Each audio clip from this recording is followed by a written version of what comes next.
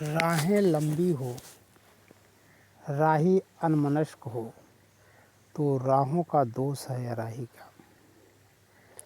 जिस रास्ते का चयन करते हैं, जब वह सन्निकट नहीं दिखाई देता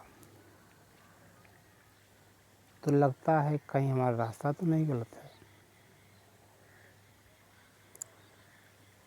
लेकिन जो वास्तव में समर्पित होकर अपने कार्य को करता है, जिसके निश्चित उद्देश्य है,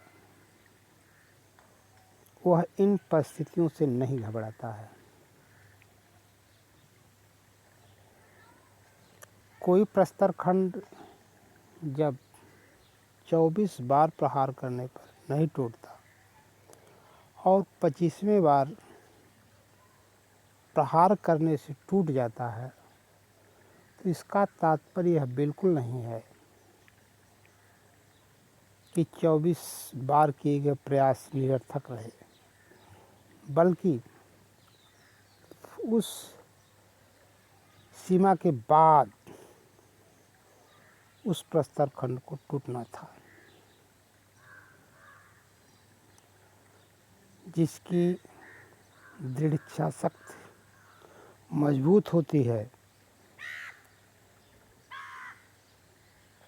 तो अविश्वास के बृहद चट्टानों से भी वो टकरा कर निकल जाता है। नमस्कार, मैं देवी कुशवाहा। हम संविधान को एक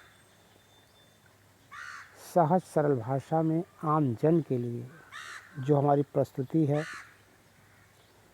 वह समय के साथ कुछ अंतराल पर चलती रही है। उसी क्रम में हम आज प्रियम्बल की बात करेंगे। प्रियम्बल या उद्देश्य या प्रस्तावना किसी संविधान का दर्पण या आईना होता है। अगर हम किसी संविधान की प्रस्तावना को पढ़ लें, जान लें, तो हमें इस बात का अंदाज़ा हो जाएगा, इस बात से हम वाकिफ़ हो जाएंगे कि संविधान की नीतियाँ क्या हैं, वहाँ की जनता को कौन कौन सी स्वतंत्रताएं दी गई हैं, इन सारी बात से अवगत हो जाता है। हम कह सकते हैं कि संविधान का एक लघु अवलोकन प्रस्तावना होता है।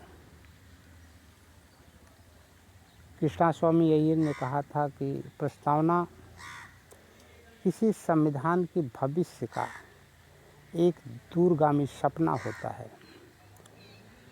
यानी संविधान को जानना समझना तो ज़रूरी है ही, लेकिन उसके प्रियम्बल को भी जानना समझना उसकी अपेक्षा कहीं अधिक आवश्यक है।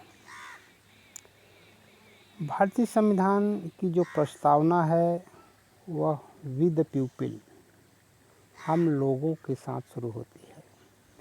इसका मतलब ये है कि जो संविधान का स्रोत है, वह भारत की जनता है। विद पीपल, हम भारत के लोग, इसी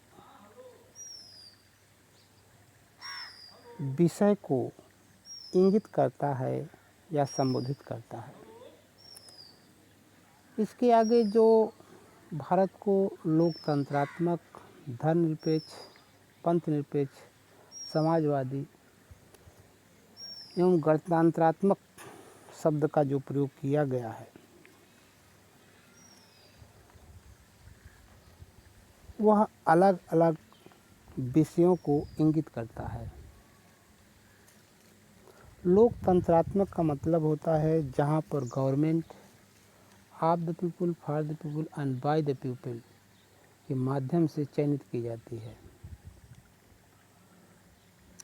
संपूर्ण प्रभु संपन्न की जो शब्दावली है वह इस बात का घोतक है कि हम बाह्य एवं आंतरिक मामले में किसी देश के पराधीन नहीं हैं। हम अपनी नीतियों को, अपने नियमों को चलाने के लिए स्वतंत्र हैं। बाह्य रूप से कोई दबाव नहीं है।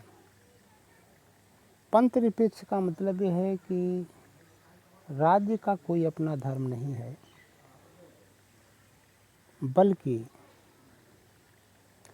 सभी धर्मों के प्रति वह समान भाव रखेगी।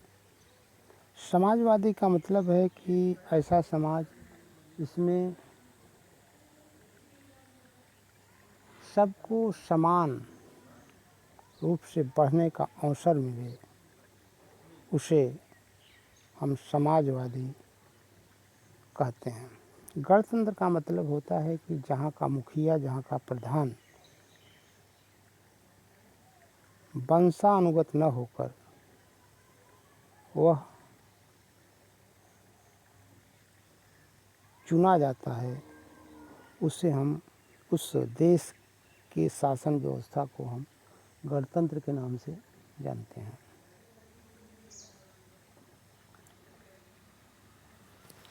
धन्यवाद। Thank you for this video.